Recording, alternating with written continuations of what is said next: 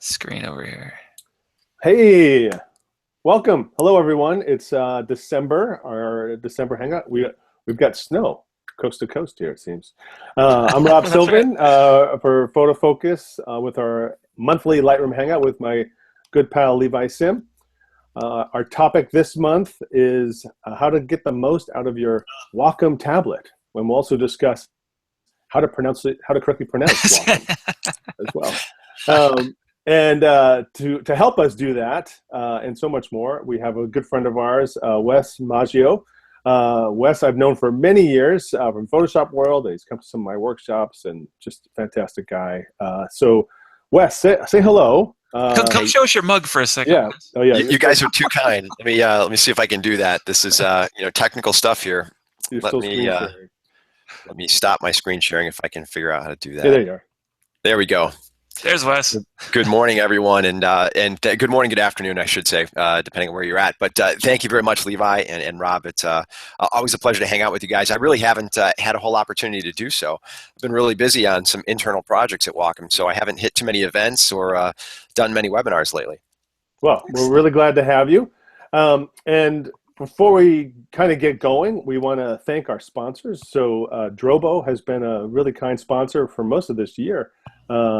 With our hangouts each month, and they were big out at Photos Plus Expo. We got to hang out with those guys out there, and we actually have had them on our show a couple times as well. So if you check our back episodes of our Lightroom hangouts, you'll see some great topics on backing up Lightroom, which can't tell you it's one of the most things I get asked about on Lightroom Help Desk for Kelby One. So big thanks to Drobo for sponsoring this and letting us be here with you guys, and also Perfectly Clear. Has been a big sponsor this year, and I'm feeling all retrospective as in December we're looking back. That's right. I can't believe it. Yeah, we're wrapping up year number 3.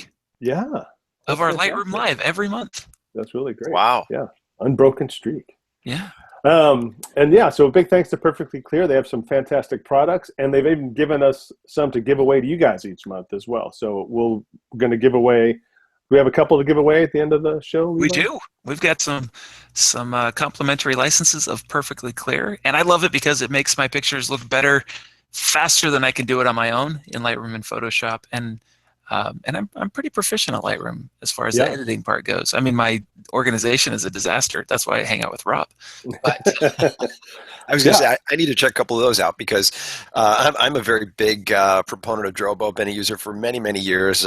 Have redundant Drobos, in fact, but I'm not very good at backing up my catalogs. Okay, we got a lot to talk. Forgive me, Rob, for I have sinned. Hey, you'll feel the pain much more than I will. Yeah. Oh, sure. Just throw that out there. There's nothing more motivating than fear.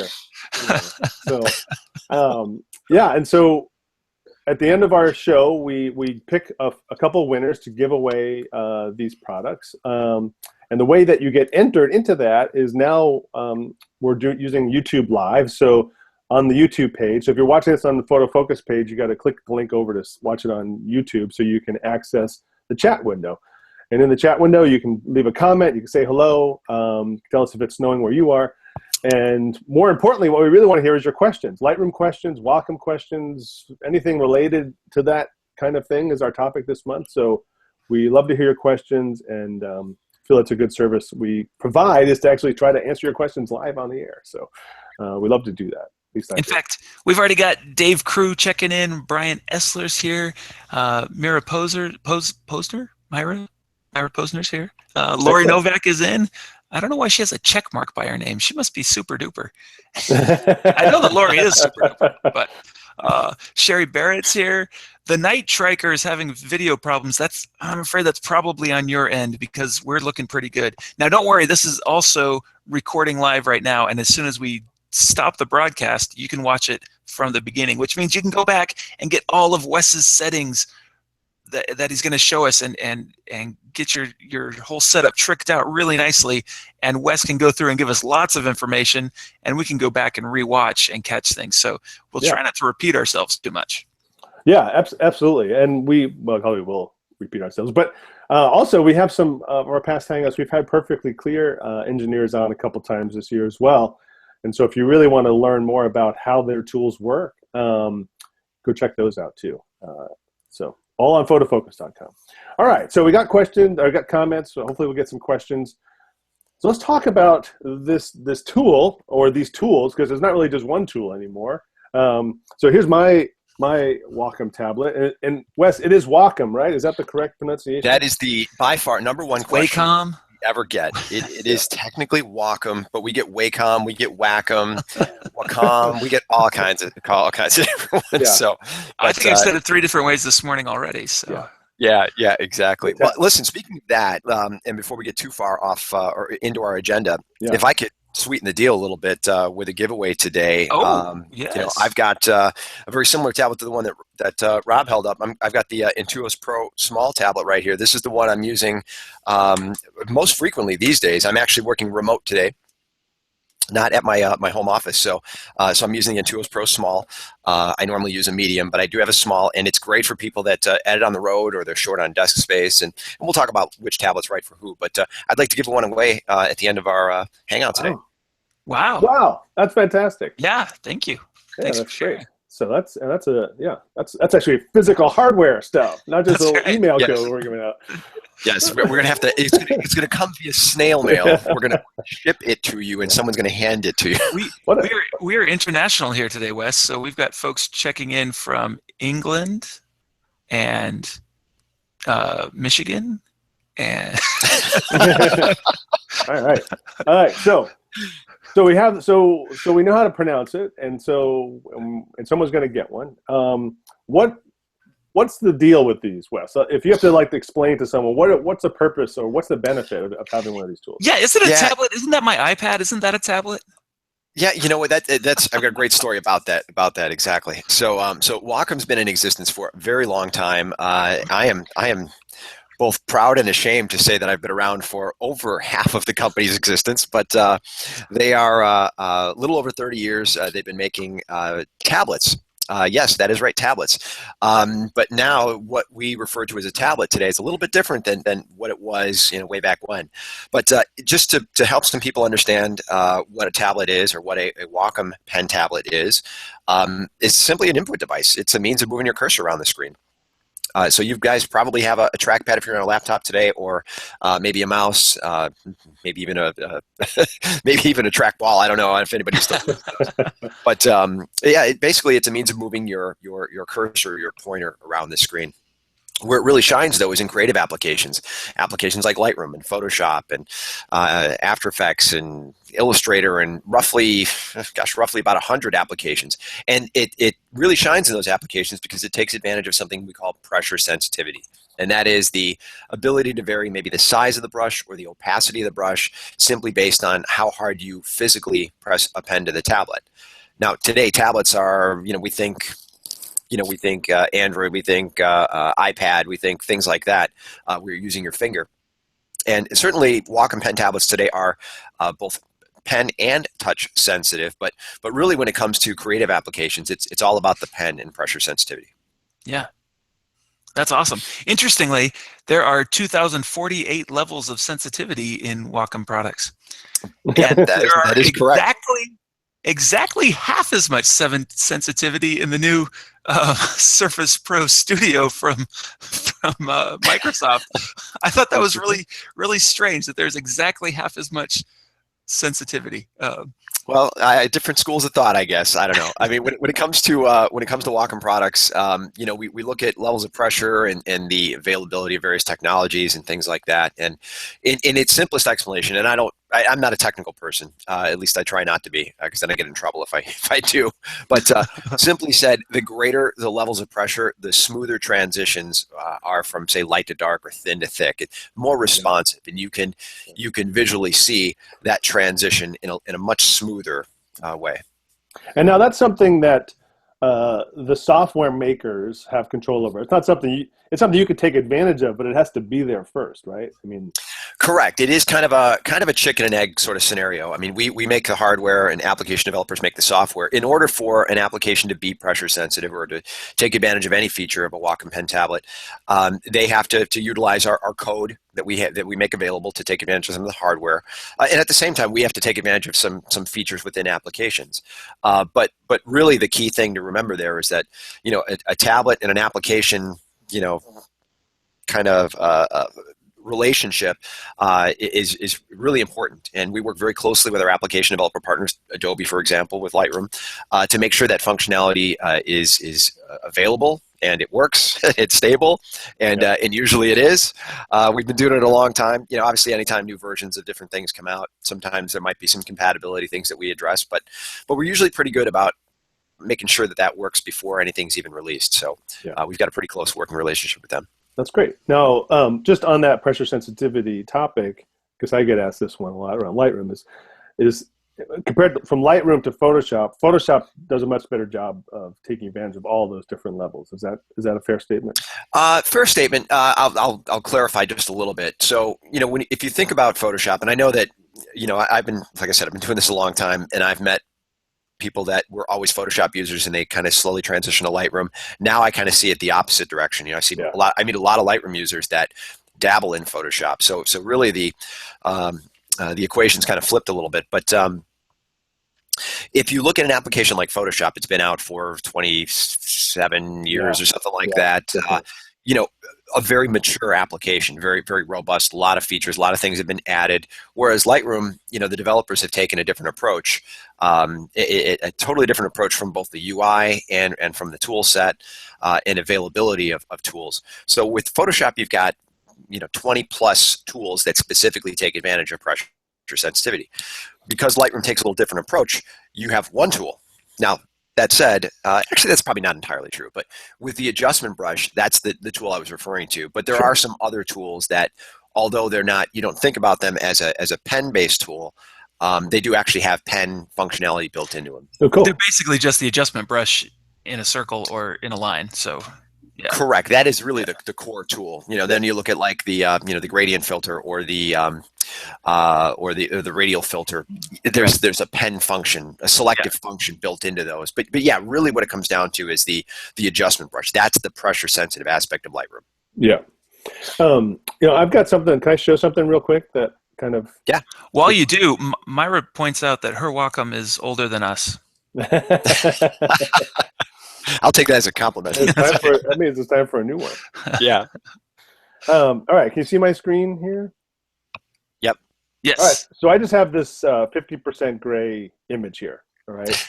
And I'm laughing because I was going to do exactly what Rob's about. You are? Okay. I'm not going to steal your thunder then. No. Where do you guys get a 50% gray image? I've never made one of those before. In Photoshop. You got to look harder. It is still 50% gray.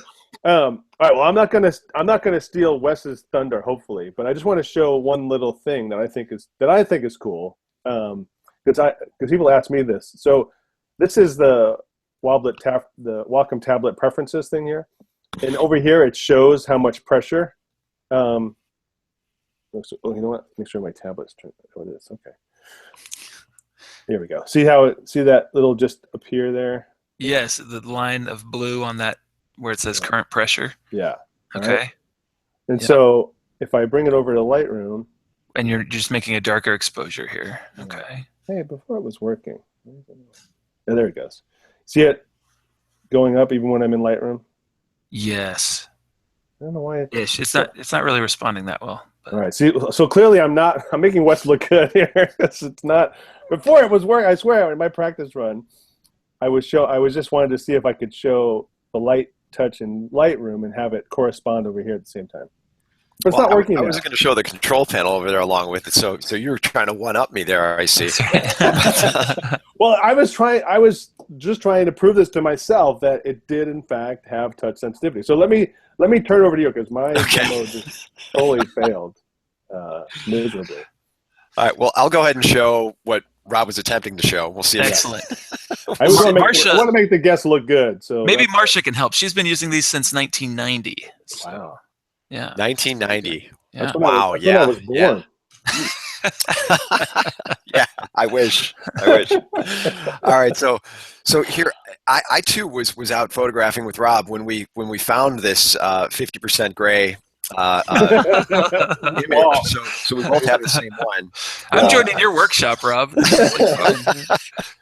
So, well, we all did say it did snow for all three of us today. So this is kind of right on point. So anyways, what I'm going to do here is I'm going to grab that adjustment brush. K on the keyboard is the way that I typically go over to the my adjustment brush. And by the way, if you're in the library module or any other module for that matter, and you hit the K key, it automatically selects it selects the adjustment brush, but it also takes you over to the develop module. So there's a very quick shortcut to get over to that develop module. Now, it might be a little difficult to see, but right in the middle of this kind of gray box, you can see my brush. I have two circles there and a little plus sign that's going to indicate where I'm going to start to brush. But I'm going to do a couple things before I do anything at all. And that is to adjust the size of this brush. Now, you can use your left and right bracket keys to adjust the size of your brush. If you're using a tablet, an Intuos Pro Small, which is what I'm using today, there's a ring on the tablet called a touch ring that will also adjust the size of the brush. Now, if I scroll down here on the right-hand side in my adjustment brush panel, you'll see a couple different brush settings in here as well. Brush A and B, we'll talk about that a little later. Size, feather, and flow. Okay, so again, size, if I were to use my left or right bracket keys.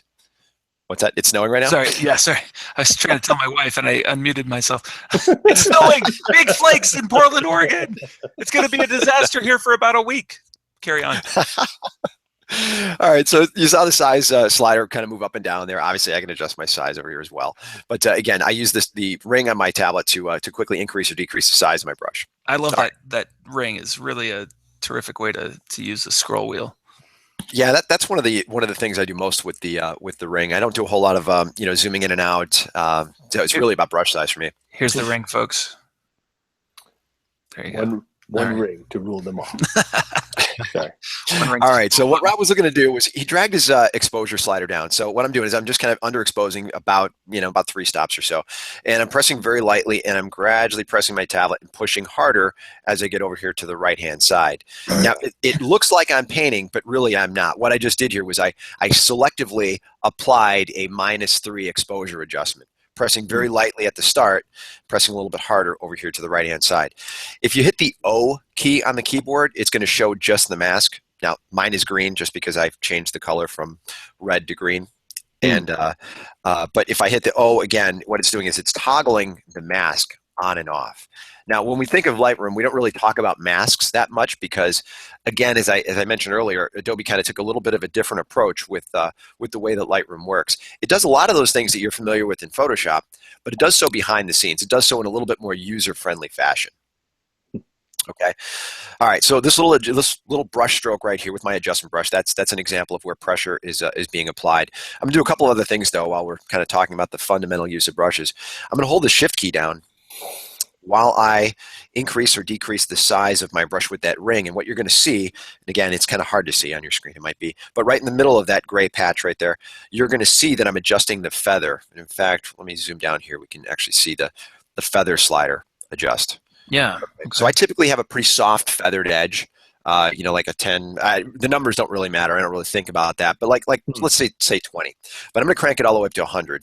And I'm going to do the same exact thing that I just did in that previous stroke. Pressing lightly, gradually pressing a little bit harder. And that didn't do at all what I intended it to do. So let's go back and take a look. Oh, I'm sorry. You know what I did? I'm completely opposite on the feather. I had it all the way up. This is a soft feathered edge right here if you got it at 100. Right. There you go. I was going the wrong way. Okay. I feel your pain. I feel your pain. Now I'm going to press very lightly, gradually press a little bit harder, Whoa. and now you can see it's I pressed pretty hard right from the get-go. But you can see how hard that edge is. Let me press a little lighter. Right back there. So again, you're going to get a really hard edge brush. I don't typically use Lightroom this way. I typically have a pretty feathered edge, and I make pretty subtle adjustments. Or even building up. So that's kind of sort of a fundamental example of how pressure works in Lightroom. You don't have to turn it on; it's just there. While you're there, Wes, would you also show us how flow works? I think this little segment's a really good discussion of how the brush works in Lightroom, and if you could just finish it off with flow. Yeah, absolutely. And in fact, I probably should have had flow down when I drew that last stroke right there. But anyways, and your density was also down. That might be affecting you too. yeah. So when you think of flow, think of like a spray paint can. Flow is the rate at which the effect, or again, if we use the spray paint can example, the rate at which the paint is going to leave that can. So if you've got flow cranked all the way up to 100, it's going to give it to you're going to get it all full blast. That, for example. So I'm going to turn that flow all the way up, and I'll just kind of draw that stroke of color right there. And I'm just kind of going back and forth. We can see some examples there. And now I'm going to drag the flow down to, I don't know, 25 or so. Same exact way. You can probably barely even see it. Yeah, pressing lightly, gradually pressing a little bit harder. So I'm slowing down the rate at which the effect is applied. Now, you've got that ability with pressure to kind of lighten up the touch and apply only a small amount of an effect, but flow kind of governs that. It kind of sits on top of all that. So again, and then as you build it up, you stroke again, and it just gets gradually thicker and thicker. And it's exactly. Really so powerful way to build an effect. Yeah, not really a sexy example here of using a pen in Lightroom, but this Beautiful. a lot easier to see than if you're trying to apply this over an image. And so now what I thought we'd do is, well, again, if you guys got any questions, we'll take those. But at the same time, we open up an image. I'm going to do the same exact thing I just did in a practical example. We've got a great question here from Jack. He says, when I set the flow, feather, and strengths of different sliders in the adjustment brush, do these settings establish the maximum effect that the pressure of the pen can create? So are we limiting the pressure with those sliders? You are, yes. Well, with flow, yes. Flow kind of, I always say governs, kind of sits at the top. You're kind of setting the top end of what pressure is doing. Yeah. Yeah. Okay. Good. So we're still shaping our brush completely as if we were using any other, mouse or trackpad. Yeah. But you still also have pressure to add. Exactly. Yeah. Now So, density. You mentioned density, Levi. I gotta just completely admit, I don't even know what the hell density does. Yeah, so, density's good. Go ahead, Rob. Yeah. So density it's like the total limit. So if you dialed in -4 stops and you set your density, half that, you're limiting the total amount that you've just dialed in. So you can maybe to 2, like -2 stops because you use density down. Right. And then your flow limits per stroke. And so you can limit even further within that. So using those together, you can really, and then pressure sensitivity on top of that, you can really have a subtle build-in of an effect. Instead of just kind of dumping a big paint bucket at once, you can really more subtly build something in or out if you're doing the opposite there. Yeah. Gotcha. Okay. Now, Lori Easton wants to know, and she's asking. Hey, Lori. Hi, Lori. She's asking, of course, the product evangelist, but she has an Intuos. she has a medium Intuos 2. Would you recommend upgrading to a newer tablet? Yes. Get the latest one, the biggest, most expensive one. Yeah. Oh, no, I wouldn't say that. But I would definitely recommend moving up from an Intuos 2. Gosh, I'm showing my age again. Intuos 2 was out well over 10 years ago. Not that that's a bad thing. And I'm glad that you still have it. But we've improved. We've made quite a few improvements over the years. So twice the levels of pressure, for example, from Intuos 2 to Intuos Pro, express keys, touch functionality, all of those. Yep. Yeah, you'll see some significant improvements. Yeah. So. Yeah. But awesome. What's nice about this hardware is it really does last a long time. Compared to your computer. It really does. It's interesting. I mean, I have, again, I've encountered so many different people that tell me exactly that. I've got a tablet. It's so old, and I use it, but I don't use it that much. Or, and I tell them, listen, if it ain't broke, don't fix it. But at the same time, if there are productivity gains to be had from a new tablet or a new application or a new lens or what have you, then you really got to weigh that. Yeah. Right. Now, we haven't even talked about like accuracy and the other desirable things about using the tablet. Not only does it give us the pressure, but it gives us a pinpoint accuracy. So when we paint on the screen, it goes exactly where we want it to. And when I put my pen in the top right corner of the tablet, my my cursor on my screen goes to the top right corner of my tablet and things. And so there's much more than just the pressure sensitivity that we like about this for photography work. Yeah, we often get into, we often dive right into the, what does the tablet do for me in this application and so on, in various types of webinars and events. And really, there are a lot of benefits to be had from simple pen use versus a mouse or any other input device. Accuracy, less repetitive stress on your wrists and hands. And we don't really get into talking about that in most conversations that I have. But yeah, there's outside of the actual benefits within an application, there's a lot to be had outside of it. Yeah, and Lori just needs a signed note for her husband so she can get a new notes will be distributed after class. Why I need a tablet letters will be emailed to everyone. Just write a letter to Santa. Yes. Perfect. All right, show us in real world. So this is where you got the 50% gray. You just pointed the camera at the sky. Yeah, so pretty much just the sky there. Yeah, it was actually an accident. I was getting the camera out of the bag. Yeah. So, anyways, I'm just kind of looking through some images here just to look at some practical examples. I don't have any canned demos or anything like that, but I'm just looking at this image. Certainly not for the first time, and I'm thinking about, well, what would I do with this? When we talk about selective adjustments, let's think of it this way. Assuming this image is okay. Or, well, let's just make some global adjustments here. Let me get out of my adjustment brush here. Again, I'm just going to make some global adjustments. I'm going to lower my exposure just a little bit. I'm going to bring up my shadows and bring up some of the highlights. Add a little bit of clarity. Probably this would be a great. Actually, this would be great for dehaze. Oh yeah. Dehaze certainly was not available when I took this image. Well, and it's a brushable effect now too. Yeah. Brushable effect, but I'm applying it globally in this case, at least at the moment. Sure. All right, so I made some global adjustments. Here's my before and after. Not a lot of wow there, but now I'm going to go ahead and hit that K key and select my adjustment brush again. And now I'm going to increase the exposure, and I'm going to increase a little bit of clarity, and well, let's go ahead and add a little more dehaze on there too. So nothing appeared, obviously, because we pre-selected or pre-assigned some of these adjustments. But what I'm going to do now is take a look at my settings for my adjustment brush. Size really doesn't matter right now. Flow is up, quite a bit. I'm going to drag it down there so I can make some, or the feather and flow. I leave it right around 80 there. And now I'm just going to simply brush on some of the highlights that already exist. Okay, yeah. So I'm really just, it's really arbitrary. I'm just kind of looking at where there's some existing highlights. I'm going to lessen the size of my brush a little bit. And I'm just kind of hitting the top of these rocks, maybe a little bit down here in this little kind of area closest to the camera and the water. Right there. And there might be a little bit of detail. Back in the tree line here. So I'll just go ahead and see what we can bring out.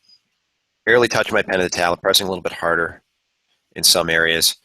Now, I brought out a little bit of green, not a ton. I might use a new adjustment. Are the pressure sensitivity settings, Jack is also asking this, they're already active in Lightroom just when I plug in my Intuos, is that right? Yes, I don't need to turn anything on? Correct. Unlike Photoshop, where you have to turn pressure sensitivity on and off for various types of functions, you don't have to do that in Lightroom. It's just on by default.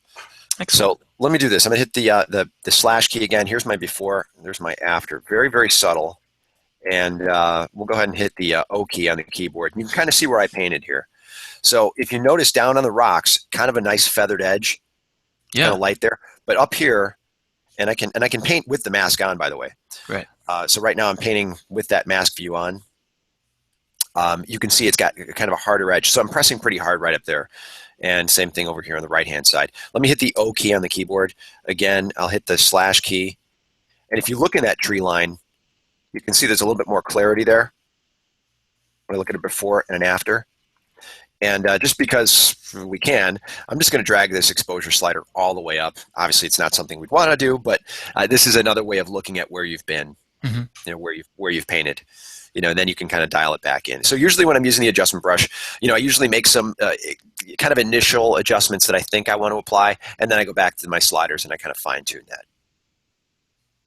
Right. So again, not a lot of bells and whistles there, but that's really the key thing. Really nice, subtle, selective adjustments using pressure in Lightroom. So that's something that I do quite often in just about every image I work on. I work globally. by globally, I mean, I make my global adjustments with my sliders. And then if I've got to fine tune a little bit, that's when I'm using the adjustment brush. And then obviously if I've got a scenario where I've got, maybe I want to do some more, I call it heavy lifting, but like Right. healing, for example, or removing elements within a photo, that's when I'm going to go ahead and make that jump over to Photoshop. So let's take a look at something here. Well, and while you pull up the next picture, Wes, let me just pause and talk about our sponsors one more time. We're sure grateful for Drobo and Athentech support. Athentech makes perfectly clear software for helping our pictures to look better, whether it's landscapes or portraiture.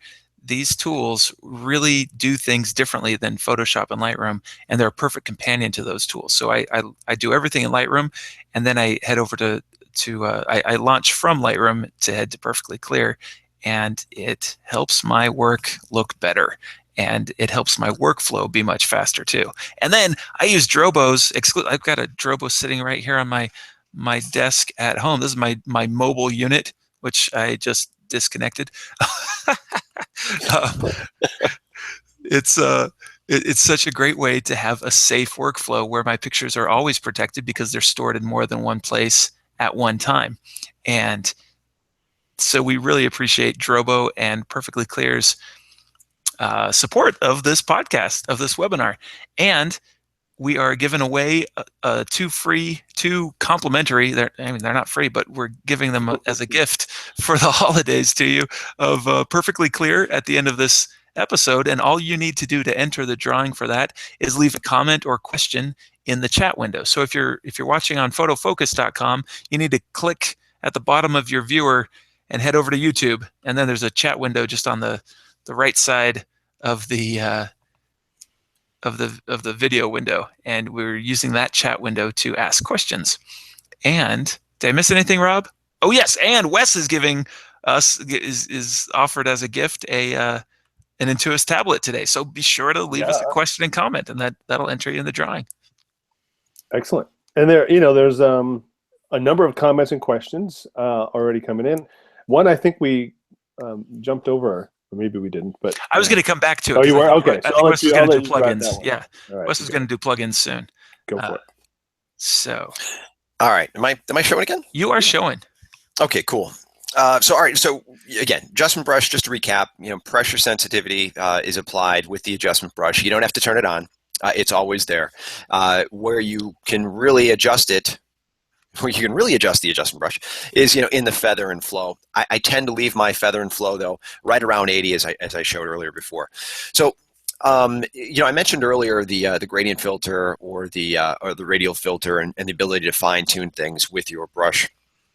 So I thought that's what I would show in this example here. What I'm going to do is I'm going to grab the radial filter right up here. It's next to the adjustment brush. It's Shift-M if you want to use the keyboard shortcut. Shift-M is going to show the adjustments that you have typically available with the adjustment brush, but obviously it's for all the adjustment tools. And I'm just going to tap inside the center of my image, and I can hold my pen to the tablet, and drag up or down to change the size of the actual radial placement.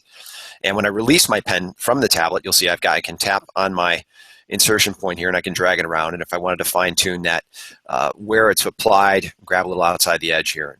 What I want to do is I want to focus my viewer's attention more so on these great big, well, they look like bobbers to me. I don't know if they call them bobbers. They call them floats? I think they call them floats. Okay. Rob, you're in the Northeast. Yeah, those are called, they have water up there. Those are called lobster buoys. Come on. Lobster buoys. See, it's a Northeast thing. Yes, it's an East thing. I think out here they call them float. I'm saying I'm an expert. I've lived here for like 3 years. They totally. They do float. They do. I imagine they did float.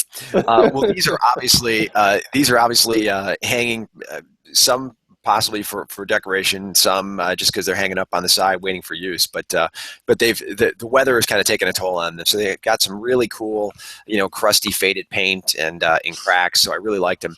But I want to focus my viewers' attention more so on this collection right here where I've got my radial filter applied. Now I haven't done anything to it yet. So obviously the pointer in the center is focusing your attention, but I'm going to go ahead and fine tune this filter just a little bit. Now, before I was hovering my cursor over the insertion point, and you can see it brought up my overlay there, so you can see my mask. Obviously, what is in green is what is going to be is where the filter is going to be applied. All right, so let me move over there, and I'm going to go ahead and make some adjustments here. I'm going to lower my exposure quite a bit, and I also want to make kind of a little bit of a blur. This is something that you can do in Photoshop, obviously with a lot more control, but by dragging the clarity slider down and the sharpness slider down, I'm kind of giving a sort of a fake visual effect of a blur. Yeah, Mhm. yeah. And if I hit the O key on the keyboard, again, there's my mask. And if you look over on the left-hand side, if I zoom in just a little bit, you can see that, how that's being applied. Oops, I don't want to do that there. Did I just reset? No, I didn't. There we go. No, okay. Okay, get off of that. There we go. And now I'm going to move in. You can see the blur on the left-hand side of my buoy right here. Yeah. Okay, so I can move this around. If we can see here, we're changing that placement just a little bit. What I want to do is I want to make sure that I've got all the buoys in focus, or I should say in view, or kind of the focus of my viewer's attention. So what I'm going to do is slide up here in my adjustment panel, and I'm going to tap on brush. Okay, and then I'm going to drag down here, and I'm going to tap on erase. Okay, so now with my brush, I'm just going to paint a little bit on the left and right of where those lobster buoys were. Awesome. Yeah. And we're going to kind of pull back or erase where that mask is being applied. Now, if I do so over here on the right-hand side, my radial menu go. Got that selected. Okay, hang on a second. I tapped off of it, so I need to get my brush again. There we go. Oh, and your auto mask is activated. If that was that intentional? It was not intentional, but it actually, thank you for pointing that out. It was not Might intentional. work. Yeah. And yeah, I'm like, why am I not seeing it? It's very subtle. But yeah, when auto mask, incidentally, when auto mask is selected, and auto mask is actually a really cool function. It looks at the contrast of the area that you first start brushing, and it kind of constrains it within that kind of color family or that color range. So if it's on and you don't know and you don't understand why nothing's being brushed away, that's probably the case. So thank you for pointing that out, Levi. You All bet. right, I'm going to Shift M on the keyboard to get rid of that radial menu or radial filter, and I'm going to hit the slash key on the keyboard, and that's going to show my before and after. So here's my before, and there's my after. So again, we've got that radial filter applied. And then using the erase function within the radial filter, we're able to kind of erase the mask in a couple of those areas that were a little outside of the area, the blurred area. That's a great idea. Yeah, so I mean, and the same kind of function is applied when you're using the gradient filter as well. I think it's called a gradient filter. It is called a graduated filter. Right. I always kind of think of it. Well. Yeah. Yeah, I think of it as like kind of a neutral density filter, typically. So, but yeah, so those are a couple ways in which I use the adjustment brush straight up, the adjustment brush, and then also in combination with the graduated filter or the radial filter. Excellent. We've got some questions for you. Yep, Let's absolutely. See. Okay, there've been a couple of comments and questions about as a newbie. Well, even Lori Novak, she's been using her Wacom for 2 years. But she still doesn't use it. She's had it for 2 years, but she doesn't use it.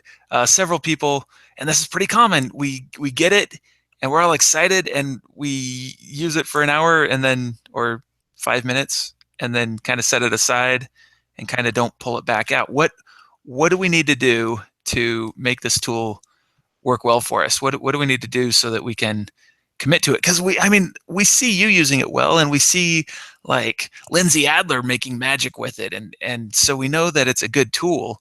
But what do we need to do to make it good for us? It's like anything. When you start using a new tool, it's different. You have an idea of what it's supposed to do, and then when it doesn't, it's very frustrating. And then it kind of gets pushed off to the side, and you go back to using what you're familiar with. Right? It's typical in all forms of our life. You got to make a concerted effort to make the change. As I mentioned when we first got started, kind of talking about this, a tablet is nothing more than an input device. It moves your cursor, right? But a pen fundamentally works a little differently than a mouse does. So with a mouse, if you can imagine, and I'll use my pen stand as if it's my fake mouse here. If you recall kind of how a mouse works, sometimes you have to pick up and scoot and place your mouse on the mouse pad to locate your cursor, and then obviously move it to move your cursor wherever you want it to go. When you're using a pen, it works in what we call absolute mode, meaning where you place your pen on the tablet is where your cursor is going to appear on the screen. Now, you guys can't really see this, but maybe you can. I don't know. I'll try this. We'll see just how much I can zoom in here. So I'm holding my tablet up right underneath my nose, and you can see these little corner marks right here. Okay, these little corner marks map proportionally to your display, meaning if you were to put your pen in the upper left-hand corner of the tablet, your cursor is going to appear in the upper left-hand corner of your display. And same if you place it in any of the other corners. You want to hold your pen just like you would a ballpoint pen and rest your hand on the tablet. Okay, and the key thing to getting used to using your tablet is to get over the habit of picking up and scooting. Like you do hovering, with your mouse. right? Yeah, right. Yeah, so you just you rest your hand on the tablet just like you were going to draw on a piece of paper. You're not touching your pen tip to the tablet to move. Rather, you're hovering above it by a couple of millimeters or a quarter of an inch or so. And then as you start to move your hand around the tablet, you'll see your cursor start to move. But you keep your palm on the tablet, right? You keep contact here. You only have to lift the pen, not your hand. Correct. You just kind of keep that pen tip above the tablet. Now, it's the same kind of thing. I mean, if you recall, when you used to use a pencil and draw on a piece of paper, and maybe you don't draw, and that's fine. But, it's the same kind of thing. If you were going to sign your name on a piece of paper, you're resting the palm of your hand on that piece of paper. And you're kind of moving the tip of the pen above the piece of paper until you decide, okay, here's where I'm going to want to sign my name or write or draw or what have you. So, but the key thing is getting over that natural tendency of picking up and scooting your mouse when you're using a pen. When you're using a pen, you just want to keep going. And it takes a little getting used to. I mean, for some, I've seen people get used to it in a matter of an hour, and others, it might be a day or two. The thing you want to do, though, is again, give yourself some time. You can't go out and buy a tablet and all of a sudden start have a project on your desk and expect to become super proficient. By the end of the day, you got to give it some time. My recommendation is typically to take an image that you've possibly even worked on before and work on it again. Do what you did to it before, but this time with a pen. And the only reason why I recommend that is just because it gives you a little bit of direction. You've got kind of an assignment. You've got a project. That's a good idea. I've heard you say before, like the 3-day challenge or something. Yeah. And that's something I always struggle with. Our tech support guys would always tell people when they would call up and they say, I can't get it. I'm not figuring this thing out. They would tell them lock your mouse in your drawer for like 3 days. And I just, in the back of my mind, I thought, you can't ask somebody to do that. That's crazy. I mean, they got work to do, and I'll tell you, every time I talk to somebody and they say, somebody from support told me to hide my mouse, and it really worked. And, hey, if you got to tie one hand behind your back to change your habits, I guess, go for it. But really just, you have to challenge yourself. You have to give yourself a little time to give it a try. It's a bit like moving from I was going to say from a zoom lens to a prime lens, but it's actually more like going from a prime lens to a zoom lens. But you just have to get it on the camera, and you have to practice using it and become proficient with that lens. Sometimes that means leaving everything else at home when you go for a walk or go on a small trip and force yourself to use it. Definitely. Yeah, absolutely. Well, good. Also, how do we tighten up? So I've got this problem too, and so did Ken Tannenbaum. I've got 2 tablets. I've got a Bamboo that's 2009, I think, and then I've got this Intuos. And on my Bamboo, my pen's a little sloppy. So if I move a slider and then lift my pen, the slider moves as I lift it. Yep. Is that just because I bought the cheap one, or is there something I can do to help that? I hate to talk bad about one of our other products, but it's not a bad thing. It's just it's different. There's different technology inside the Bamboo.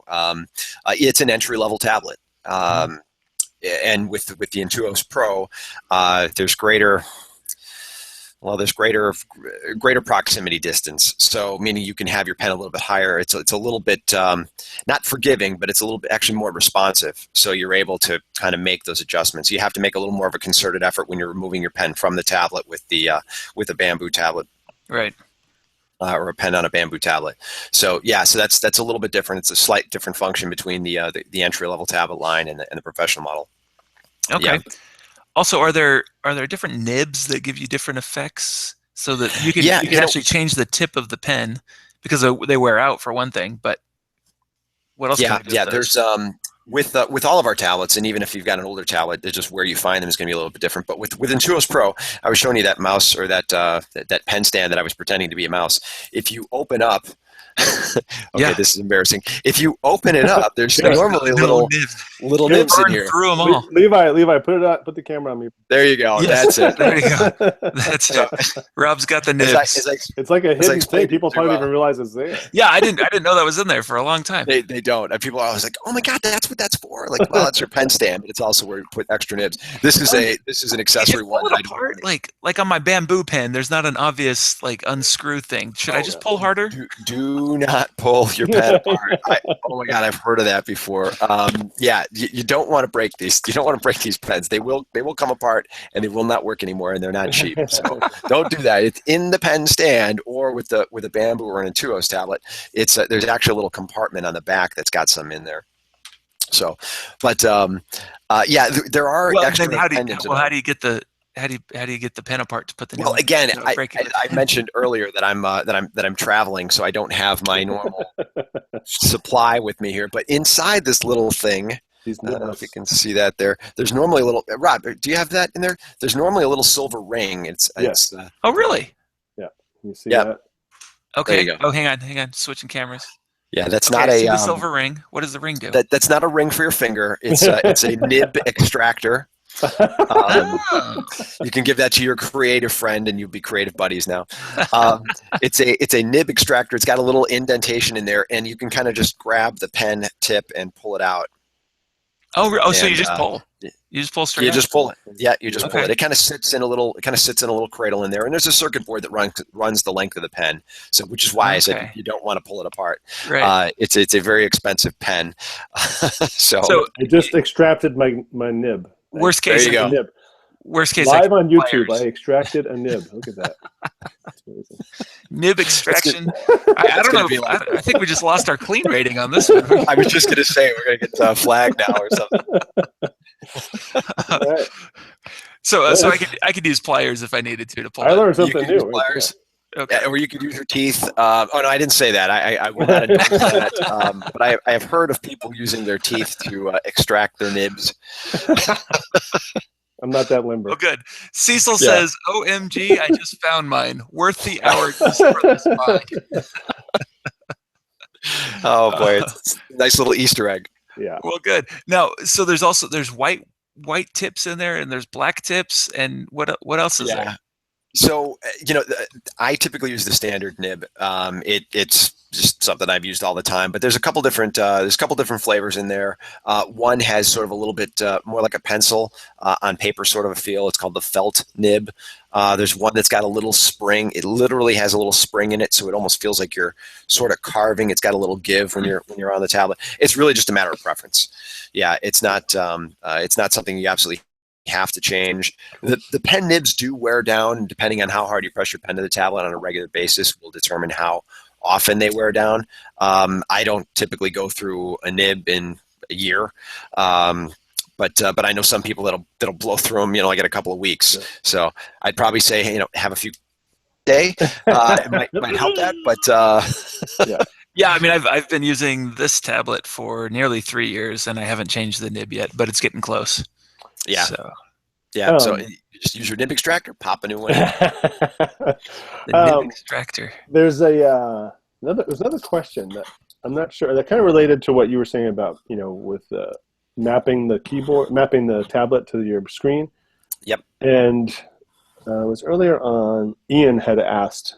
He uses 2 screens. Oh yes. And is there a way to use the tablet just with a specific window?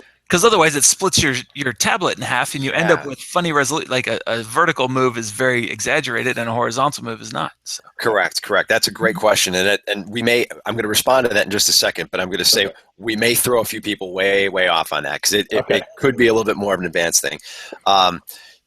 Or is there a video that you can send us to? I believe so. I'd have to look up and find out what the address is, but I think I did cover mapping in a YouTube video quite a while ago. I'd have to look for it, but there's a feature, and I'll give a couple of tips here. There's a feature of the Intuos Pro tablet called Display Toggle, and what that does is that gives you the ability to toggle the mapping from one display to 2 displays, and it's a great feature for dual display users, and it's something that I use all the time. My typical setup right now, I'm just working off my MacBook Pro today, but I typically use a MacBook Pro connected to a Cintiq, and I have an Intuos tablet off to the side that I use on different occasions, and I can go back and forth between the two. But basically what you do is you assign one of the express keys to the display toggle function, so that with a single click, I'm going to share my screen with that up right here too for you. If you, I can't show it only because I only have one display. Yeah, and it looks like you do as well. Rob, do you have 2 displays? I've only got one. I'm just on my laptop now. I've set it. Okay. Anyway. Yeah. I've set my button to do the display. Yeah. So there you go. And I was actually going to talk about some express key settings on the tablet as well. But in the meantime, if you've got 2 displays, another tab will show up within the Wacom tablet properties, and you'll be able to toggle the mapping of your cursor from one display to the other display, or to both displays. So I would just recommend to that person, look up display toggle, and I can look for it as well after our hangout today. But if you look up display toggle on YouTube, hit like Wacom display toggle, you'll probably come up with a video that I did on that. And Rob also pointed out in the chat that there is an entire Kelby course all about setting up your Wacom tablet that you did. Yeah, and, the guy who did it's a little sketchy, but it's a good course. And there's a free trial at there's a free trial at Kelby if you don't have a subscription. Yeah. No, Wes did an awesome class for Kelby on just setting your tablet up for photographers. So it's probably like maybe 2-3 years old now. It's at least 2. I mean, it's all certainly current. Yeah. It didn't just come out, is what I was trying to say.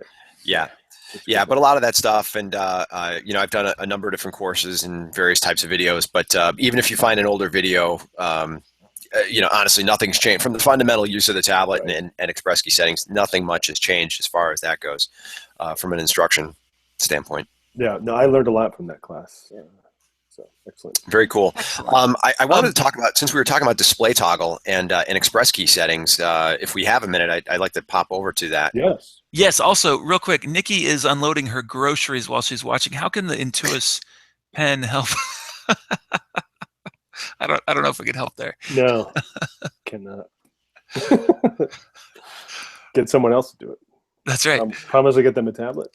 Yes, show us some settings, and also if you'd like to enter the drawing for 2, we're giving away 2 copies of Perfectly Clear Complete, and Wes is giving away a Intuos tablet. If you'd like to enter that drawing, you just need to leave a comment on the chat window here, and that enters you for the drawing or question. All right, let's see. Is my screen showing? It is. Can't seem to tell if it is or not. It is, because we see Levi. There we go. That's right. That's okay. the confusing part.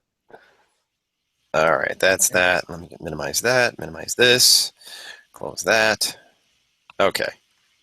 Your desktop is 50%. I'm out of the loop. See, and I need to get some gray. That's a little darker than 50%. When you're judging color, I really like to keep. I try to keep it pretty tight here. Yeah. But and even more so, I use this little. It's not a widget. It's a something, and it kind of hides my icon, so I can completely go gray right there. But anyways, all right. So I'm in my I'm in the Wacom tablet properties. If I were to back up for a second here, you can see this. I happen to be on a Mac, but if you're using a PC, you're going to find, or Windows, you're going to find this in your control panel area, depending on what flavor of Windows you're using. But anyways, once you arrive to the Wacom tablet properties, it's going to look very similar, and that's where I've arrived right here. So I have a Intuos Pro Small plugged in, and with that particular tablet, I have 3 different tools that I can customize. And then I have this third row right down here in the application row where I can add applications that I wish to make specific settings to. So, for example, what I want to do is I want to set up my express keys for functions within my favorite applications. I've actually gone ahead and done it, and I'll show you a couple of examples of what you can set up, and then I'll show you how you change these. But like let's say Photoshop, for example, you'll notice that when I tap on any of these icons, the settings are going to change for my express keys. So that's awesome. I didn't realize we could do that. That's great. Yeah, in fact, I should have this one set down here to default. If I tap on Photoshop, you can see I've got step backwards, I've got a radial menu, keystroke, space bar. If I tap on Lightroom, you'll see that I've got a virtual copy here, tone curve, black and white mix, and undo. Genius. So I've set up my express keys for a couple of keyboard shortcuts that I use frequently, or some that I don't necessarily use frequently, but I can never remember what their keyboard shortcuts are. So with a single click, I can go ahead and apply that. So this is how I would do this. I'm going to click the plus sign next to the application row, and it's going to show me some applications that I have running. Right now, I've just got simply Chrome, Lightroom, and Photoshop. Now, I've already added Lightroom and Photoshop, so just for the sake of argument, I'm going to tap on Chrome, and I'll click OK. And now I can customize my express keys for Chrome or whatever application. Awesome. So I'm going to go ahead and get rid of that because obviously I don't need to do that. And I'm going to click on the plus sign once more because if the application you want to customize is not currently open, you can click Browse and then go out and look for it. Then you can find it. And would this work? Is this how you would also add preferences for plugins? Possibly. So great question. If a plugin is operating within a host application, like a plugin for Photoshop, for example, or Lightroom, you're not going to find it there. You're not going to be able to assign specific express key functions to that plugin. Now, that said, if you have launched the plugin within your host application and there are keyboard shortcuts that are available to that plugin, you could assign those to the express keys. So if that makes sense. So, like for instance, I launch Perfectly Clear or I launch Nick software from Photoshop. But are there? I don't even know if there are express keys in there. Or keyboard shortcuts within the plugin. Keyboard shortcuts, within the plugin. Yeah, I don't know. It would vary between plugins. But if there were, I could. But if there were, you could. Okay. Yeah, absolutely. All right. So here's what I did here. So I've got Lightroom selected, and again, you can see that I can tap on any one of these different applications. But I've got Lightroom selected, and in almost all cases, what these are simply keystrokes. So if I were to, let's move this up a little bit here. So if I were, and I'll change this one right up here. So if I tap on this little drop-down menu that points to the second to the topmost express key on my Intuos Pro tablet, you can see that you've got this laundry list of things that you can assign to that express key. In most cases, what I'm doing is I'm assigning keystrokes. So let's say, for example, keystroke. Now it brings up this dialog box that essentially asks you to assign that keystroke, whatever it is you want to put in there. So, for example, what you want to think about when you're setting up your express keys is what are those functions that you use most often, or what are those keyboard shortcuts or functions that require multiple keystrokes. So, and now I'm just kind of thinking about here's one that. Something that you might do quite often, or don't do, but could do, Command or Control, Shift, M. Anybody know what that is? Well, you just told me, and I'm excited about it because I didn't know it. There we go. So email a photo. So let's say you've just worked on an image. That's not the one you told me. No, I chose a couple of those. I thought you were doing the black and white mix. I thought you said that was Control Shift. Well, that's one. That's one right down here. No, black and white mix. Let's go see what that is. I've already assigned it. That is Command Option Shift G. Would be black and white mix. See, I'm certainly not going to remember that on any given basis. But anyway, so I've just assigned this one. Again, keystroke. Let me walk through it again. Command or Control Shift plus M. And that's email photo. And I've clicked OK. Now, again, you'll notice that I have Lightroom selected, so it's applying it only to Lightroom. If I were to jump over to Photoshop, my express keys are going to do something entirely different. All right, so let's jump back over to Lightroom. And there we go. So I'm in this image. I think this is a very large image. So if I launched it, that would be a long time. So let me click on this image right here, and I'm going to touch my finger. I'm going to press. I'm sorry. I'm going to rest my finger on one of my express keys, and you're going to see a little screen kind of show up on the right-hand side. This is something called Express View, and you'll see how it's changing to orange. I'm moving my finger from one express key over to another. I'm not pressing it, rather I'm just kind of touching it, and that brings up something called express key, express view. And so that'll give me an idea of what it's set to. Cool. So now I'm going to press email photo, and it's going to open up the dialog box from Lightroom that would allow me to go ahead and change that. So now if I type in somebody's address and a subject, and I click send, I can change the quality of the image, and it's just going to quick shoot that file right over to someone. That's great. So that's great. Total arbitrary example right there. That's something that you want to think about what it is that you set up, or what it is that you do most often, or something that would be very convenient to do. I constantly find myself emailing photos to people and asking them to check something, and I'm usually going up to control clicking or right clicking, and then going to whatever, export, give me a small image, or for email. So with a single click, I can really quickly email a photo off to someone. That's a great idea. Peter Samarin had a great idea. You could use it to create a adjustment mask in in Photoshop. Any keystroke combination, right? Yeah, absolutely. Now, when we get over to Photoshop, I mean, I have my Express key set up a little bit more robust fashion. I get a little crazy there. I kind of reassign all of my adjustments to adjustment layers, and then I assign those to an Express key. So with a single click, I can create a curves adjustment layer, for example. Right. So, but yeah, cool. Basically anything that has a keyboard shortcut or could be assigned a keyboard shortcut can be assigned to your Express keys. That's great. Now, in one other question about plugins is pressure sensitivity in the plugin depends on whether the plugin supports it. Is that right? That is correct. Yep, absolutely. So, for example, if I were to go over here, and I got to take a look at some of my plugins that I have selected. So, for example, I know that Color Effects Pro. I use Color Effects Pro quite a bit. Right. There's pressure sensitive functionality there. So, for example, if I jump over to Color Effects Pro, it's going to open up my image. It's going to ask what I want to do to it. So I'll go ahead and click Edit, and it's going to launch.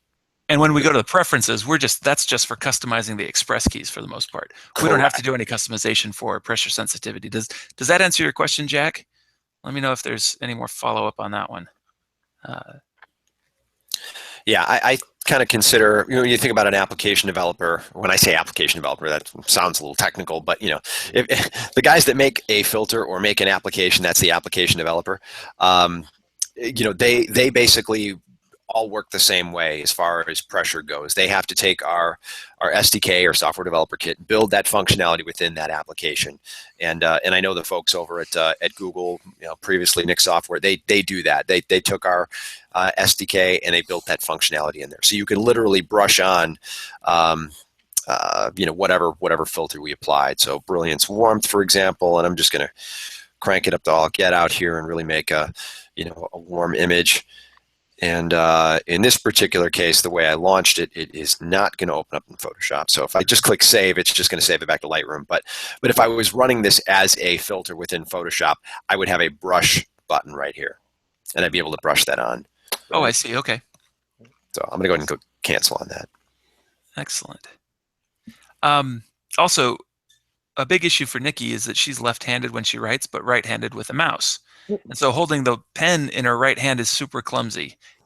Have you run into other people having similar trouble with that? Well, I'm the same way. I write lefty, I mouse righty, I throw righty, I eat lefty.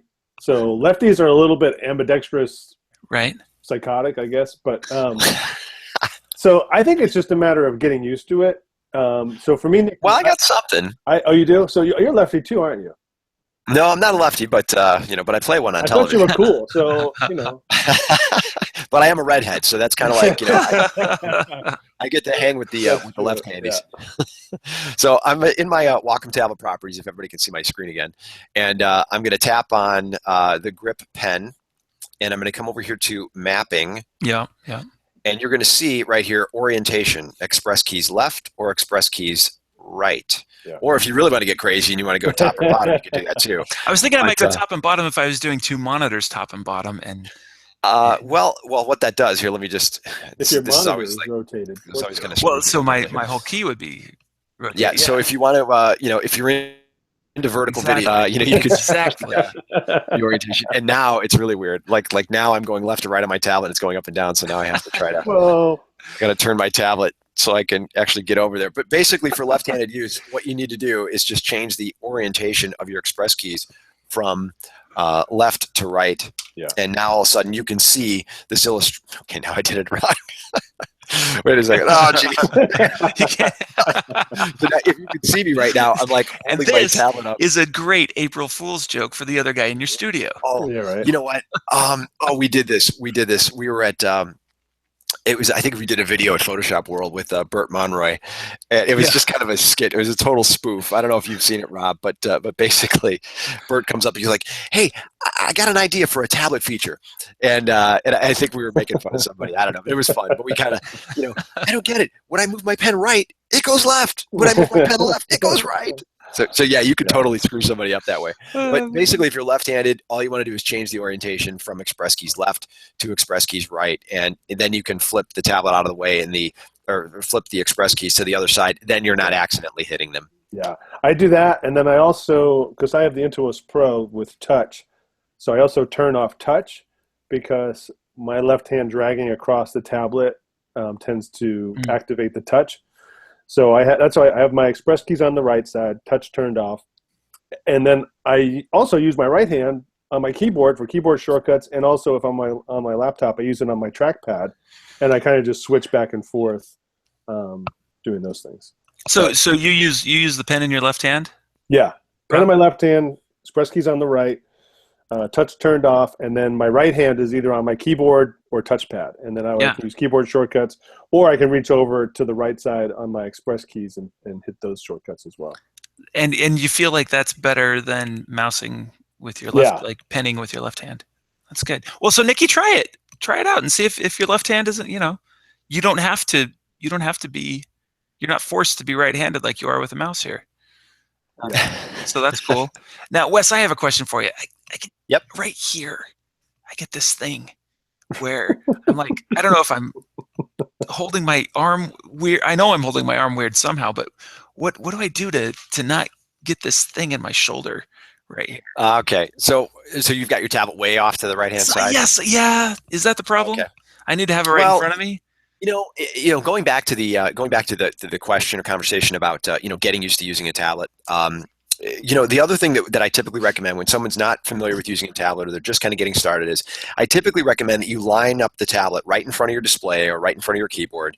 And the reason being is, again, it goes back to that absolute mode, meaning where you place your pen on the tablet is where your cursor is going to appear on the screen. If you're using your tablet off to the side of your display and you've got that kind of shoulder, way out there on the right-hand side, it can get a little bit, uncomfortable. So I recommend that people kind of line it up right in front of their display, and then once you get used to it, you can kind of move it off to the side. Now, if you saw my point of view from where I'm sitting here looking at my laptop and my tablet, I've kind of got my body positioned almost in between my keyboard and my tablet, so I'm almost looking a little to the left to my display. But again, it's really your a matter body's of right in front of your tablet like that. Yeah, well, it's kind of I'm kind of split down the middle. Keyboard that goes slightly overlapping my tablet, so my left hand can work the keyboard. Yeah, now a lot of people, if you're not working on a laptop, they'll have their keyboard kind of off to the left-hand side, and the tablet is a little bit more aligned in front of them. So it's only because I'm working on a laptop right now that I'm sort of set up this way. Normally, I'd have my tablet a little closer to my shoulder, so I'm not reaching out. Okay. Well, good. So I just need to get my ergonomics in place here. But so tablet right in front of me is the better place to be. Just as if I was writing a note, that's where it would be. Yeah, exactly. If you write out there, then maybe that's normal for you. So, well, good. Guys, we're kind of at the end of our time.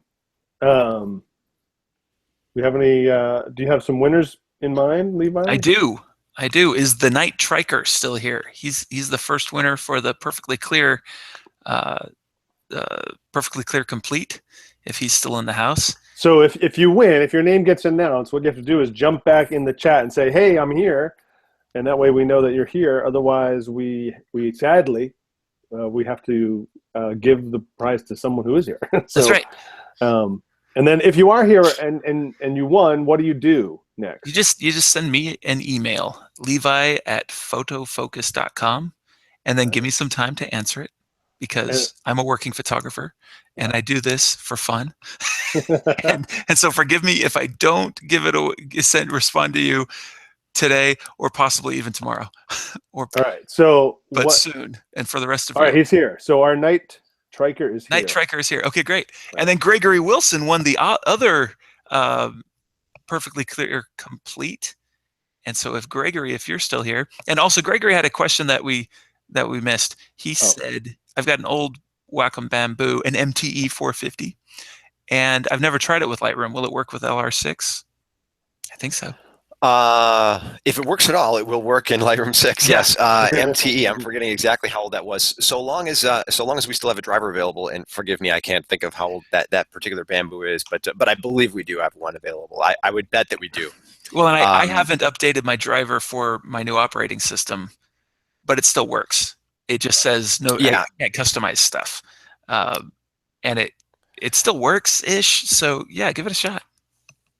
Yep. All right. So Gregory, are you still here? So we're waiting on Greg. All right. And then who's the winner of the... Let's find the winner of the tablet is going to be... Here it comes. Gregory is here. Oh, good. The suspense is killing me, Levi. That's right. Here it is. Are you ready? It's Rob Sylvan. I know. Can't we enter? My Christmas shopping stuff. MJ, Doris. Are you still here, MJ? All right, MJ. I hope you're still here. So Gregory and Night Triker will be emailing Levi@photofocus.com, and so will, who was the last person? And MJ. MJ. Doris. Yes. And I'll send MJ on to Wes. And Gregory's going to need one of those notes for his wife. Doctor's notes. That form is on the Wacom website, right? There's probably a PDF. Yes. That's right. Why I need a tablet. I have a lab. I'll go put on a doctor's coat right now. I think that's a great idea. Make a statement. Right there. I think that's it right there. Your next marketing meeting, you just bring that up. Look at this. Night Tracker's already sent me an email. Now remember, Night Tracker, I may not get to you right away, but give me some time. 9 out of 10 photographers recommend a tablet for the holidays. That's right. MJ, where are you? That's right. Everyone's waiting to find out if they'll have the chance to win the tablet. If you all right, don't MJ, 7 seconds. This is the countdown I give my daughter. 7 seconds, huh? That's right. We need some music. We need the... And, MJ. 100% of photographers who wear bow ties and fedoras recommend you into this tablet. All right, MJ, we're moving on. Okay. Sorry. Ian Cook, are you still in the house? Because Ian has an Intuos Photo that he'd like to upgrade, and this sounds like it would be an upgrade. This would be an upgrade. Are the keys programmable on the Intuos Photo? They are, yes. Oh, good. So you can send that one to me, Ian, after you get one from Wes. All right, Ian, are you here? Ian? Come on, Ian. Well, waiting for Ian. Oh, hey, there he is. All right. Wow, yes, he's here in all caps. He's definitely. Yes, don't give it away. Excellent, excellent. The other cool thing we didn't really talk about, but the newer tablets are wireless. Yeah, that'd be sweet. I'd like. And so, if you like to just kick back and do your reviewing, you could assign the P, X, U keys to your Express keys and sit back and just wirelessly pick flag away. Kind of fun. Excellent. And that's a great recommendation too, by the way, Rob. I do that if I've just gotten done with a big job and I've just got to kind of call and go through. Yep, P, X, U all the time. It's it's so simple to change the keys. Why not just keep them on the fly? In fact, it'd be sweet if we could create Lightroom settings too. I know where you're going with that. Yeah, it's one application, and that's something that people have asked before. Kind of like workspaces, if I had different workspaces in a single application for my Express keys, but that's getting a little too geekery right there. Yeah. Well, Wes, thank you so much for spending this hour-ish plus with us and sharing your knowledge. And There's definitely tons of stuff on the Wacom website as well. There's a course on Kelby 1 that you did. That's an excellent class to just soup to nuts from if you're brand new to a tablet. I highly recommend checking that out. Where else can we find you or find out more about this stuff? Gosh, well, you're a great photographer too. So, well, thank you. Finding me lately has been tough. Like I said, I've been working on kind of an internal project. I'm kind of going stir crazy in the office, but I'll be back on the road. I think in 2017, working on a couple of workshops, tagging along. Love to join you again, Rob. That would be great. Yeah. I got to get back out in the field, so I'm trying to shoot more and more on my own. Of course, you can check out the Wacom website. I chime in on social media from time to time. I stay away. I don't do the responding. I might chime in with a comment, but I'm not doing the posting or anything like that. Outside of that, look for your local photography events. I may not be there personally, but I might have a hand in getting people there. How about imaging? Are you coming down to imaging? At this time, I don't have immediate plans, but I'd love to, so I'm working on it. Well, good. Let's do a photo walk.